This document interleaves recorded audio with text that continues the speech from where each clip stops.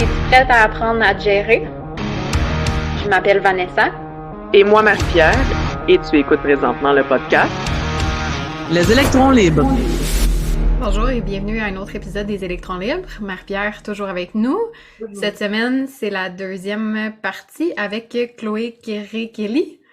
Donc, re-bienvenue. Allô. La semaine passée, on a fait un peu le topo de où tu viens, qu'est-ce qui t'a amené au Québec, qu'est-ce qui t'a amené vers l'énéagramme aussi, et qu'est-ce qui t'a amené à ouvrir ton école ici. Donc, cette semaine, en fait, on continue dans cette lignée-là, mais en sachant, tu terminais aussi en nous disant là, que ton point de vue de développement personnel, des fois, est pas tout à fait comme ce qu'on a l'habitude d'entendre. Donc, en quoi t'es un électron libre, Chloé? C'est vaste comme question, il y a tellement de choses qui me viennent dans la tête en même temps là. Vas-y, comme ça sort. C'est intéressant pour moi, c'est presque un petit peu cathartique là, cette question ici dans ce podcast parce que je pense que j'ai probablement toujours été un électron libre, mais avec peut-être plus ou moins d'ambivalence à l'assumer ou l'accepter ou le publiciser, je sais pas. Donc déjà, je pense que j'ai toujours été atypique à plein de niveaux, y compris neuroatypique, certes, mais globalement, je pense que j'ai toujours passé beaucoup de temps à m'amuser intellectuellement dans ma tête, un peu en mode sociologie, anthropologie, observation de ce qui se passe et à m'amuser intérieurement à comme questionner les choses. Ok, donc tout le monde dit que c'est comme ça qu'il faut faire, mais ok, en fait, finalement, qui dit ça? Est-ce que c'est vraiment le cas? Donc, intérieurement, en fait, je dis intérieurement parce que je serais curieuse si on demandait à des gens qui me connaissent, s'ils me voient comme quelqu'un d'un peu, alors je sais pas, électron libre ou rebelle ou remetteuse en cause des normes. Je suis pas sûre que j'ai forcément cette apparence-là, visiblement, à part les gens qui me connaissent très bien. Mais oui, j'ai une tendance naturelle à, quand on me dit quelque chose, toujours essayer d'aller voir les 50 autres manières de le voir ou de le faire. C'est presque vraiment, c'est un jeu intellectuel. Ça m'intéresse de pas juste être campé dans une seule position et ça m'intéresse de comprendre différents points de vue. Donc notamment, par exemple, oui, sur le développement personnel. Il y a quelque chose... Il y a quelque chose qui me tient beaucoup à cœur parce qu'en fait, c'est quelque chose qui m'a rendue très curieuse. Quand j'ai commencé, là, en 2011, à suivre mes formations de coaching, donc j'ai fait plein d'autres trucs. Moi, j'ai mangé je continue à manger de la formation matin, midi et soir. D'ailleurs, il faudrait que je m'arrête un peu des fois, mais et donc j'ai été dans plein d'organismes de formation différents, avec plein de formateurs, formatrices différents, des gens plus ou moins connus. Et je me souviens très bien d'être arrivée dans une formation avec quelqu'un, oui, a priori connu. Enfin, j'avais entendu parler de cette personne avant. Et en fait, j'étais assise dans la classe et quand il est arrivé, j'ai été tellement surprise par l'attitude des gens qui étaient vraiment dans une forme de admiration, déférence, genre waouh, cette personne est là. Un peu comme si c'était une personne magique qui, juste par sa présence, allait faire je sais pas quoi, là. Donc, L'espèce d'effet groupie, là, de comme, oh ouais, mon ouais, Dieu. fan, c'est ça, groupie, suiveur. Et je pense que j'ai pas beaucoup été comme ça. Je sais pas, faudrait que je demande à ma mère si j'avais beaucoup de posters dans ma chambre. Mais alors, je me souviens que si, Stefan Edberg, c'est un joueur de tennis suédois. Il était beau. Je sais pas si j'avais des posters, mais voilà, je le trouvais beau. Le chanteur de A, tiens, qui est suédois aussi, là. Ben, Peut-être qu'il faut que je si déménage ça en peut te Suède. consoler, moi, j'avais plein de posters dans ma chambre, mais c'était pas, tu sais, j'avais de l'admiration pour ces groupes-là, j'affichais mes Ouais, couleurs, mais j'ai jamais été groupie ouais, à c'est ça. comme, oh C'est ça. mon Dieu, puis Ouais. folle si j'allais en Un, spectacle et tout, là, tu sais, je un me tenais quand côté, même. je veux dire, de vénérer ou de comme vraiment le. C'est ça, il y a quelque chose de la vénération. C'est Il y a exactement comme ça. une Puis, ligne entre les deux, fait que les posters, ça veut. ok, peut-être que j'avais des posters, mais c'est ça. Moi, j'ai tendance, je pense que j'ai naturellement tendance, quand quelqu'un arrive en face de moi, euh, c'est un être humain, quoi. Donc, peu importe son statut ou son rôle social, dans mes différents métiers, parce que j'ai fait pas mal de, de trucs très différents, genre hôtesse VIP, au Centre Bell, au Stade des Alouettes, dans les loges corporate. Enfin, en fait, étrangement, dans ma vie, par hasard, j'ai fait aussi des rallyes en Amérique du Sud, en Russie, enfin, des rallyes automobiles, des trucs un peu loufoques. Et le hasard a fait que j'ai croisé en fait pas mal de personnes connues. Alors qu'est-ce que ça veut dire connu, qu'on dit son nom et les gens disent ah ouais, je sais pas, peut-être une page Wikipédia là, ça peut être un critère, pourquoi pas. Et moi j'ai tendance à dire hey, high five, ouais, puis t'es qui quoi? Ben, oui, ok, tu fais ce que tu fais et on te connaît pour ça, mais à part ça, qu'est-ce que tu manges en hiver quoi? Enfin, qu'est-ce qui t'intéresse dans la vie?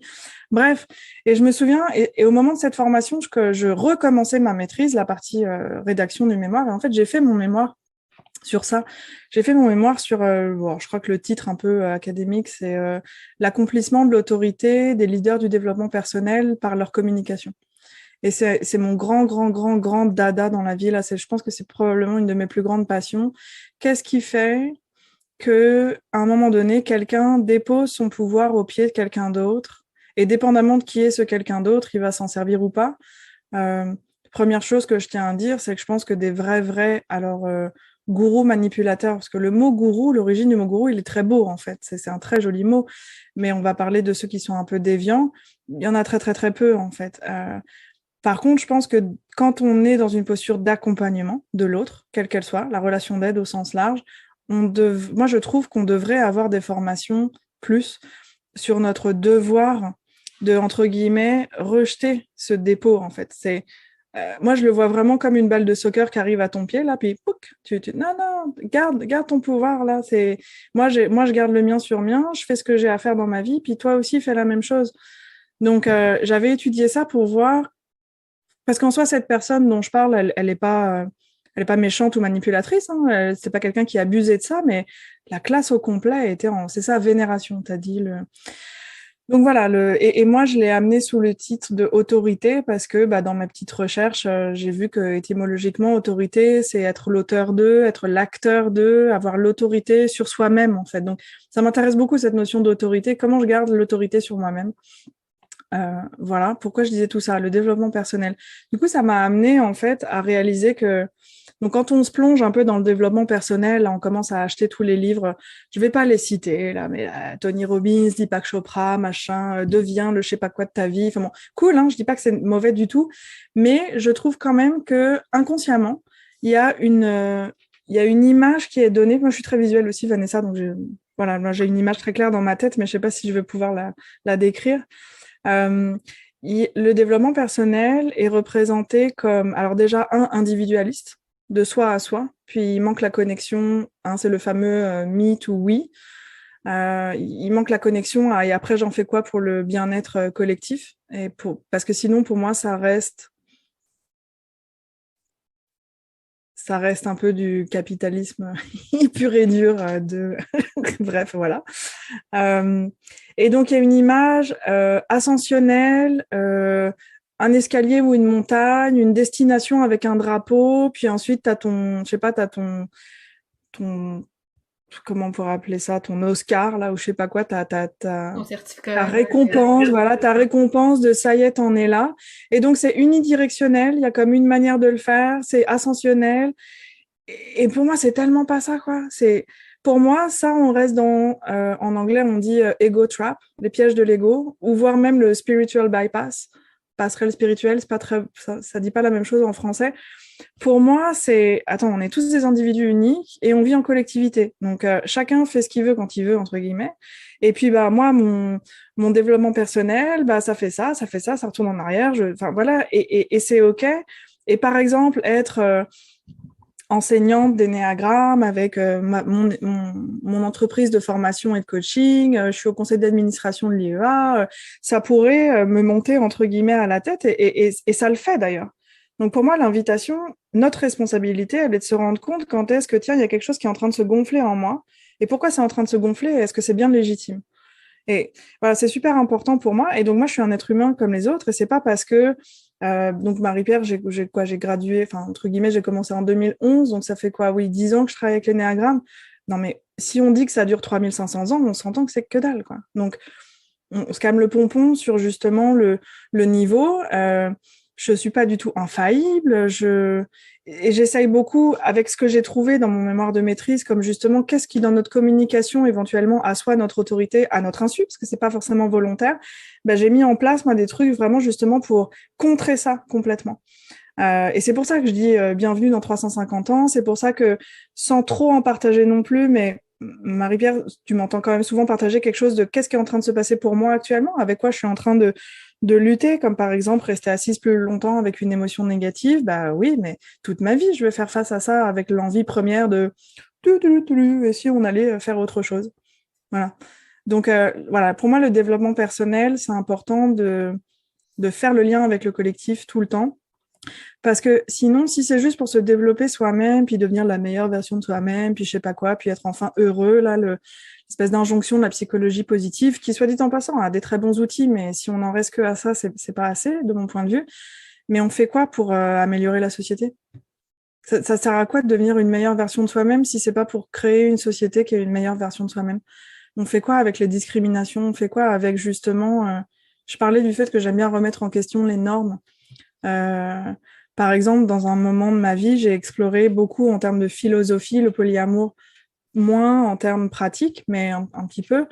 Mais parce que j'ai trouvé ça extraordinaire de dire, mais en fait, oui, c'est vrai, qui dit que c'est forcément... Alors déjà, c'est hyper hétéronormé, là, et on s'entend, là, au secours. Mais qui dit que... C'est cette histoire de la personne, hein, l'homme ou la femme de ta vie. Non mais fuck en fait, enfin, j'ai envie de dire mais est-ce que chacun pourrait pas faire comme il a envie? J'ai jamais eu envie d'enfant. Bah c'est pareil, ça fait partie peut-être un peu de mon côté électron libre, mais c'est pas facile d'assumer ça. Il y a un livre extraordinaire de Corinne Meyer qui s'appelle No Kids, j'adore. Je crois qu'elle est mère de 3 ou 4 enfants et c'est génial sa réflexion en fait. C'est pas facile à assumer non plus. Et d'ailleurs, c'est majoritairement plutôt les femmes qui réagissent quand je dis j'ai pas envie d'enfant. Donc, combien de fois on m'a dit t'as pas trouvé la bonne personne? Non, mais attends, un désir d'enfant, si t'as envie de faire un enfant seul, avec insémination, je veux dire, ça fait pas de toi une... Enfin, ou alors, ah oui, donc t'aimes pas les enfants? Si, moi je les trouve très mignons et gentils. Je ressens pas la volonté de moi en créer, je ressens pas... J'ai plus une envie de laisser un leg social plus large, ça c'est mon sous-type qui parle, Ennéagramme, que de enfanter ou transmettre mes gènes. Je m'en fous un peu de mes gènes en fait.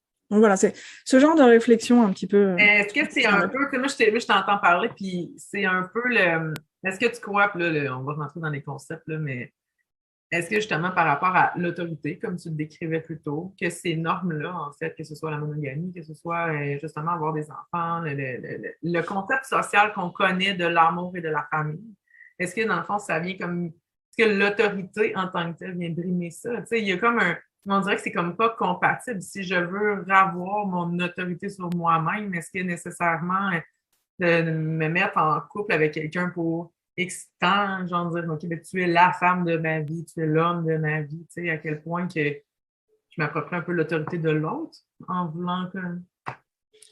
Bah là, moi, ça me fait beaucoup penser à toutes les lectures. Encore une fois, on n'est plus sur la philosophie derrière le polyamour. C'est-à-dire que le principe de base, c'est de dire, mais qui a dit qu'on ne peut aimer qu'une personne en même temps? Alors, je sais que vous l'avez probablement déjà entendu. Je veux dire, si on demande à des parents, est-ce que t'aimes plus un de tes enfants qu'un autre? Alors, est-ce que j'ai plus d'affinité naturelle avec un de mes enfants? Ça, c'est possible, ok. Mais, et l'amour est peut-être différent avec différentes personnes, mais moi, j'ai des amis que j'aime d'amour pur, intense, et c'est pas, il y aura rien d'autre. Ça sera pas romantique. Donc, il y a quelque chose de très important pour moi sur la remise en question du modèle. Pour moi, les modèles, en fait, c'est aussi, ça rassure, entre guillemets, une forme d'autorité. Je lui mettrai pas de nom. Moi, je suis pas trop dans c'est tel groupe ou tel groupe qui provoque ça. On est des êtres humains, on a créé veut pas avec l'histoire, les sociétés dans lesquelles on vit, pardon. Mais c'est une manière de reproduire sans trop remettre en question. Moi, je suis très ouverte à la remise en question. Je pense que c'est bien de secouer le cocotier en fait pour voir c'est quoi les noix de coco qui tombent et ça peut tomber sur la tête, ça peut faire mal, ça peut être dangereux, mais c'est ça le changement. Les gens un peu électrons libres, j'aime beaucoup j'aime beaucoup les films fantastiques, science-fiction, enfin bon la totale. J'ai du Elphick tatoué dans le dos, mon chien s'appelle Obi-Wan, enfin bon, je suis un peu une geek, mais il y a un film c'est pas le meilleur film du monde, mais il y a la série Divergent je sais pas comment on a traduit en français, mais divergent. Et je pense que c'est une belle si on prend un peu de recul juste sur, voilà, il est beau, elle est belle, ils sont ensemble, très bien, parfait, et ils se battent contre les méchants. Il y a une réflexion sur cette fameuse, justement, frange des divergents qui rentrent pas dans une faction. Et quelque part, pour moi, c'est là le plus gros danger, c'est de pas laisser les gens être juste libres de ce qu'ils ont envie d'être. Parce que c'est ça qui crée pour moi le regard sur l'autre de t'es pas comme moi, donc t'es dangereux. Quel que soit le t'es pas comme moi, est-ce que c'est la couleur de la peau, est-ce que c'est l'accent, est-ce que c'est l'âge, est-ce que c'est l'âge. On n'en parle pas souvent dans la discrimination parce qu'on parle beaucoup plus d'autres choses, mais comment observez-vous quand vous croisez quelqu'un de plus jeune ou plus âgé? C'est quoi vos réflexes intérieurs? Il y a des gens qui vont avoir une tendance à penser que plus âgé égale plus sage. Ou pas sûr.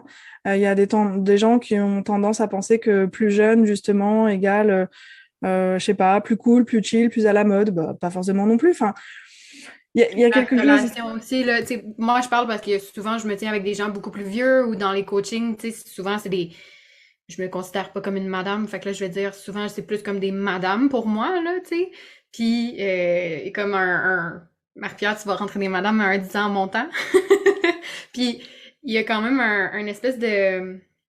Tu sais, avec le système scolaire et tout, moi, les gens plus vieux, c'est des rapports d'autorité. Fait que ça a été dur à briser aussi de comme, OK, ben, je suis avec des gens plus vieux, des madames en parenthèse, mais ils n'ont pas d'autorité sur moi. On est sur le même pied d'égalité. J'ai pas besoin d'être moins ou de les écouter plus qu'à l'inverse. Fait que, tu sais, là, moi, j'ai appris là-dedans, là, mais en tant que jeunesse, mettons, il y a ce rapport-là aussi qui peut se créer aussi, là, de comme, ben, je suis plus vieille, toi, t'es la petite jeune, fait que tu vas m'écouter, ou, tu sais, fait qu'il peut avoir ça, là.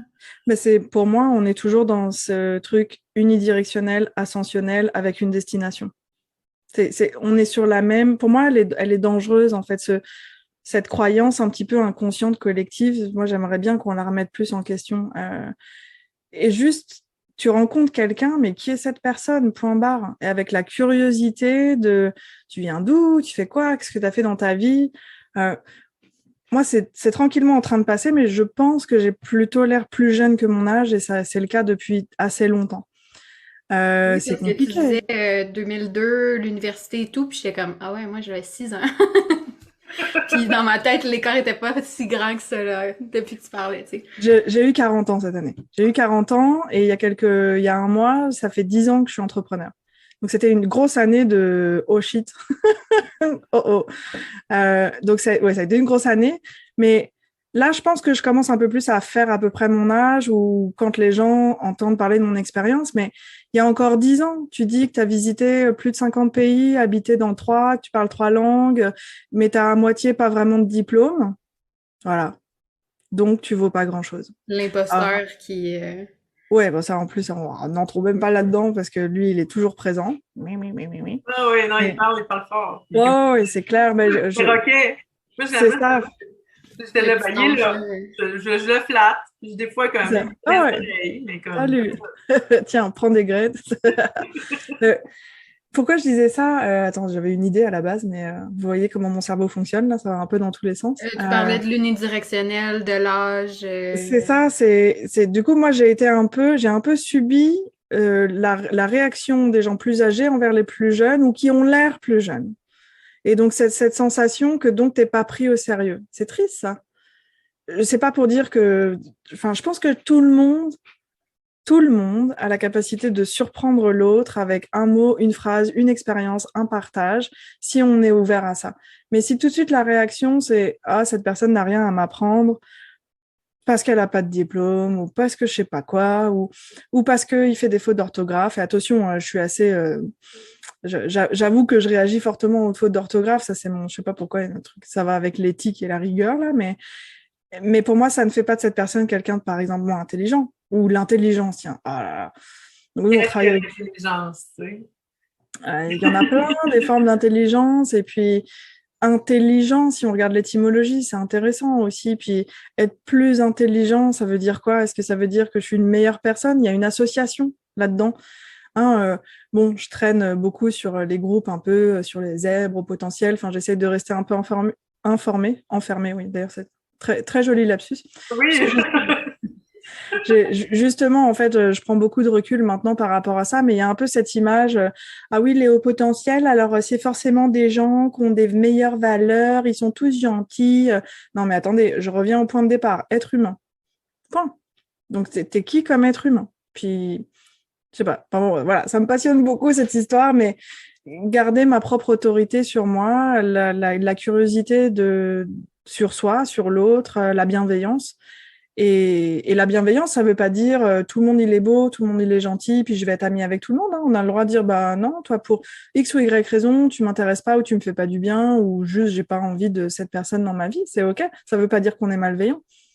Mais ouais, cette curiosité envers l'autre, je la vois pas suffisamment. Ou moi j'ai été pas mal du côté où les gens étaient pas curieux d'en savoir plus pour moi parce que je sentais que j'étais comme automatiquement mis dans petite jeune, je sais pas quoi. Au début, en fait, là, tu as parlé de ta maîtrise, mais là, tu t'en vas faire un doctorat. Oui, j'ai pas fini. C'est comme genre, oh my god, on parlait de formation. Tu sais, tantôt, tu dis, oh, il faudrait que je claque la formation. Mais pourquoi pas un doctorat? 5 ans après tout, ça passe vite. 6 peut-être, je sais pas. Ouais, mais moi, quand j'étais petite, je sais pas si je l'ai dit à voix haute, mais je sais que moi, intérieurement, je me disais, waouh, quand je serai grande, le monde des adultes, quand je serai grande, je saurai tout sur tout, j'aurai 50 doctorats et je parlerai toutes les langues de la planète. Alors, je vous raconte pas la déception quand j'ai compris que ouais, ça allait peut-être pas être possible, aucun des trois là. Mais c'est sûr que, pareil, j'ai une relation ambivalente avec le milieu académique. C'est-à-dire que je pense que toujours dans ma manière de remettre en question les normes, je dis pas que c'est le seul et unique moyen de faire des belles choses. Mais par contre, moi, j'ai envie de m'octroyer l'espace pendant 5-6 ans, de fouiller, farfouiller, approfondir, lire. Je ne sais pas si tout ce qui a été dit, mais en tout cas, de me faire ma propre idée pour continuer sur ce thème de qu'est-ce qui fait qu'on laisse volontairement presque son pouvoir à quelqu'un d'autre. Et qu'est-ce qui fait que quand on est dans le rôle de l'autre, qu'est-ce qu'on pourrait mettre en place pour éviter à tout prix, en fait, de laisser l'autre faire ça? Enfin, voilà, ça m'intéresse tellement que j'ai besoin d'aller explorer plus loin, quoi. Qu'est-ce qui en ressortira? J'en sais rien. Peut-être rien, d'ailleurs, en fait. Et puis, ça sera un résultat, quelque part, mais ça fait longtemps. Quand j'ai commencé ma maîtrise en 2002 ici, moi, je pensais que je faisais maîtrise, doctorat, prof, chercheur. Je me disais donner des conférences partout dans le monde. Enfin bon, c'était mon grand rêve. Et là, je reconnecte un petit peu avec ça. Je vais continuer mes activités professionnelles en gardant les choses de base. Et puis pour me laisser la place d'approfondir. Là. Je suis assez enthousiaste. On se reparle dans 2 ans. Je vais vous dire, oh là là, sûrement, hein, c'est sûr. Mais c'est une autre entreprise. Quelque part, c'est une autre entreprise, puis c'est un autre accouchement. C'est pas comme mon entreprise actuelle, mais c'est une entreprise. Je pense que c'est entreprendre un doctorat, c'est pas rien. Est-ce que je vais m'en mordre les doigts à certains moments? Probablement. Mais j'ai besoin d'aller plus loin là-dedans. Et je pense que un sujet de doctorat, je veux dire, ça évolue forcément surtout les 2 premières années, mais il y a quelque chose vraiment de très fort qui est en train de remonter sur ces histoires de discrimination. Sur qu'est-ce qui fait qu'on se nivelle les uns avec les autres? Ça m'énerve. C'est quel que soit le facteur. Et en plus, je pense que pour la majorité des gens, c'est inconscient. Donc, c'est quand même con de comment on pourrait ramener à la conscience le fait que dans la rencontre à l'autre, il n'y a pas de nivellation. Et pour moi, c'est un peu la même reproduction d'un système. Alors, comme l'escalier, le truc, une seule direction, une seule manière, la médaille à la fin, ça y est, j'ai fini le travail sur moi. Non mais attends, laisse-moi rire. Hein. T'as fini quoi? T'as atteint le sommet de l'Himalaya? So what? Enfin, métaphoriquement. Moi, j'irai pas jusqu'en haut de l'Himalaya physiquement, je serais pas capable. Je serais morte avant, mais ouais, j'ai perdu mon idée encore une fois. Mais c'est pas grave.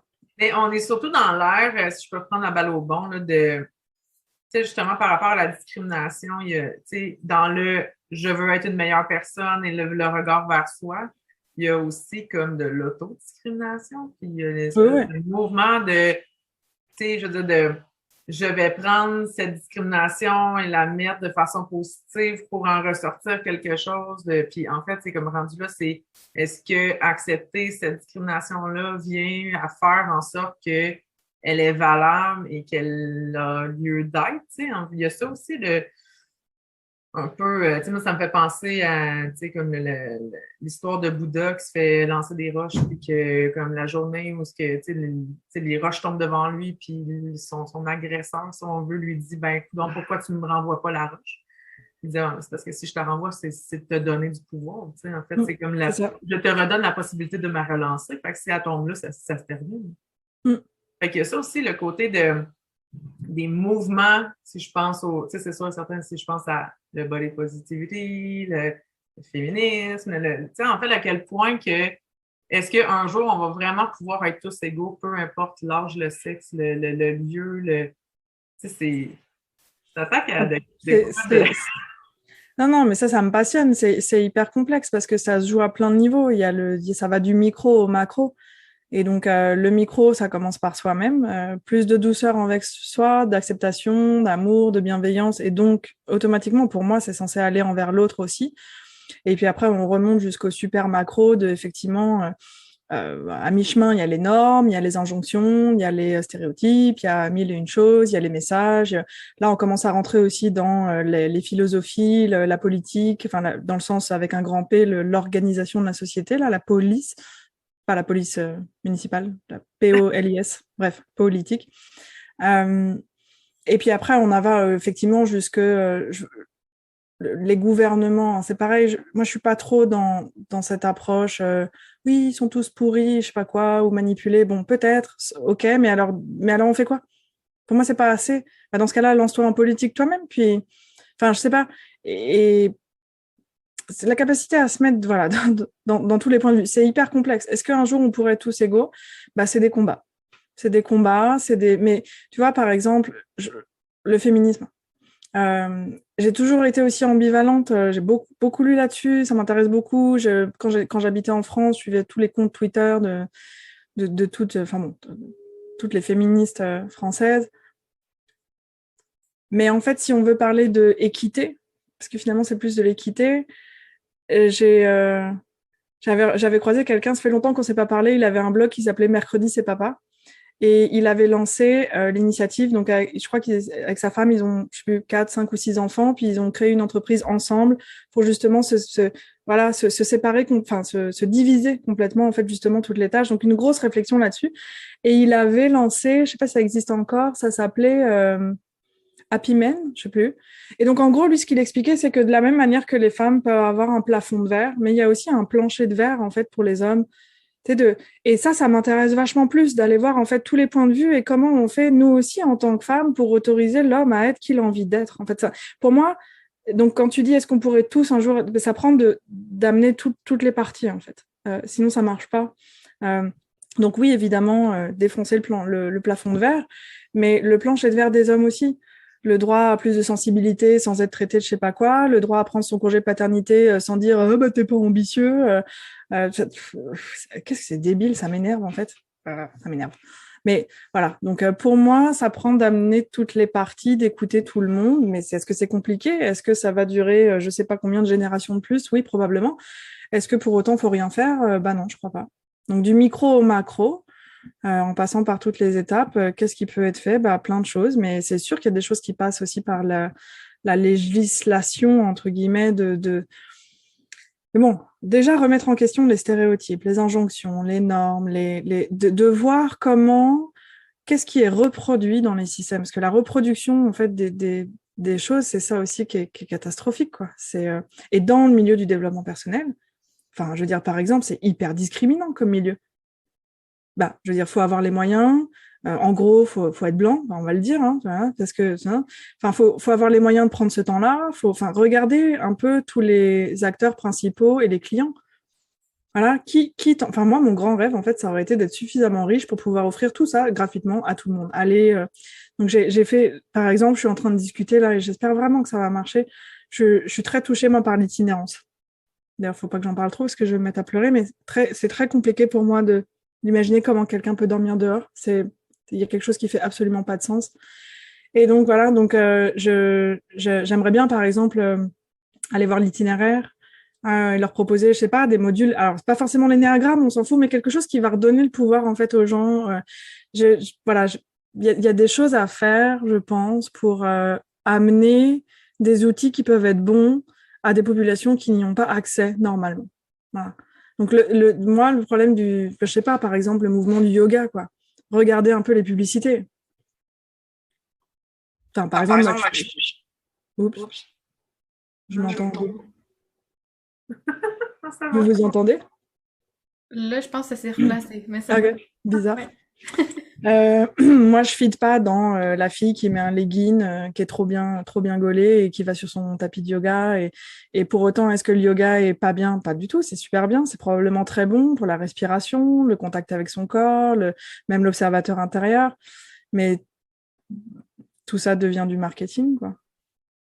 Parce que c'est maintenant enseigné dans les écoles. Tu sais, puis pourtant, quand le professeur l'enseigne aux enfants à 7, 8, 9 ans, ben, il n'y a pas de discrimination sur comment tu es vêtu cette journée-là. Tu sais, en fait, ce que tu as besoin pour faire une séance de yoga, en réalité, c'est d'un sol et Ouais. d'un Et puis pas mouvement de étendu, corps. tu sais. C'est ça, tu sais, c'est vraiment ça à la base. Fait que oui, je comprends le volet marketing qui est un peu ce que tu disais dans le premier épisode, autant que le Me Too We, tu sais, par rapport à tu sais, en fait, c'est comme, oui, OK, tu fais du développement personnel pour toi-même, parfait, avec ce que tu as appris de toi-même, qu'est-ce que tu vas comme co-créer, en fait, avec les autres dans ton collectif, dans un volet plus communautaire. Fait que, ouais, je comprends que, ben, moi, en tant que social, je comprends très bien ce que tu veux, ce que tu as voulu apporter par rapport à ça. Ouais, je venais de penser à un truc et c'est reparti aussi vite que c'est venu, comme d'habitude. Ça va revenir, je sais pas quand. Attends, attends, on parlait de quoi là? On parlait de yoga, puis... Ah oui, bah, il y a comme tout un. Moi, je sais que je vis aussi une ambivalence, un paradoxe. D'ailleurs, le petit projet de recherche que j'ai proposé pour être admise au doctorat, c'est un peu là-dessus. Il y a un paradoxe dans, par exemple, le formateur, alors Enneagramme ou un outil de développement personnel. Okay, c'est que en même temps, c'est toi qui crée la structure. Je veux dire, c'est toi qui dis qu'est-ce qu'on fait, comment on le fait, etc. Et elle est où et en même temps, tu veux responsabiliser l'autre et lui laisser son pouvoir. Puis il y a un autre paradoxe aussi, c'est que moi, Chloé, il faudrait que je fasse beaucoup plus de promotion de moi, Chloé, pour que mes services, entre guillemets, justement, soient vendus. Et j'ai un gros paradoxe et je fais pas du tout suffisamment par rapport à ce que d'autres pourraient faire parce que je suis pas certaine de justement en faisant ça ne pas continuer à renforcer ce truc industriel du développement personnel. Donc ouais, enfin, mais voilà, c'est paradoxal. Donc te promouvoir toi-même pour entre guillemets parce que tu te sens investi d'une mission pour proposer quelque chose qui fait du bien à l'autre, mais en même temps, ça devient égotique aussi, promouvoir son image. Il y a tout un truc autour de ça auquel je suis pas du tout claire. Et peut-être que la post-doctorat, c'est aussi pour ça. C'est parce que je me dis, bon, tu vois, ça fait 2 ans que j'ai envie de faire un podcast sur l'énéagramme et il n'y a rien qui est Ça, on sorti. va t'arranger ça. Ouais, on verra, mais ouais, je sais pas. Il y a un truc sur l'image, la promotion de soi, on re-rentre dans un truc aussi peut-être trop moi, et en même temps, est-ce que j'ai tort moi comme personne de penser que j'ai peut-être des trucs à offrir aux gens qui font du bien? Bah pas forcément. Alors, je sais pas, il y a des fois j'aimerais tellement, je m'amuse beaucoup à voyager dans le temps dans ma tête. Ça devait, évidemment, c'est une fausse impression que c'était plus simple, mais tu sais, je sais pas, quand c'était juste des petits villages, puis chacun avait sa petite spécialité, puis tout le monde venait voir Gabriel, qui était, je sais pas, le poissonnier, j'en sais rien, et les 3-4 villages alentours venaient voir Gabriel. Enfin, il y a des fois, je m'amuse à rêver d'un truc plus simple, là, où tu es en charrette avec des chevaux et tu te balades de village en village, et puis il n'y a pas une expansion complètement folle à parler à la planète entière. Bref, je vous partage, voilà. Je sais pas si ça fait de moi un électron libre, tout ça, une personne farfelue, bizarre et folle, oui, mais moi j'aime bien. Comme je dis souvent, soyez fous, soyez vous. Ouais.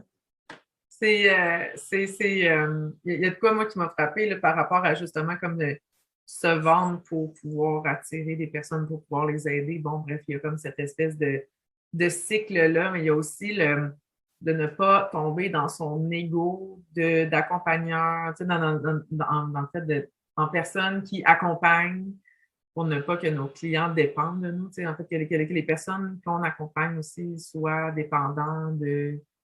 Ça, on le voit même, mettons, en massothérapie. Ben oui. Souvent, les clients qui arrivent font comme j'ai mal, tu vas me réparer, ouais, attends. Puis ça, on le répète à peu près Oui, mais non. des épisodes de podcast dans un mois, il y a 720 heures. C'est 1 heure sur ma table.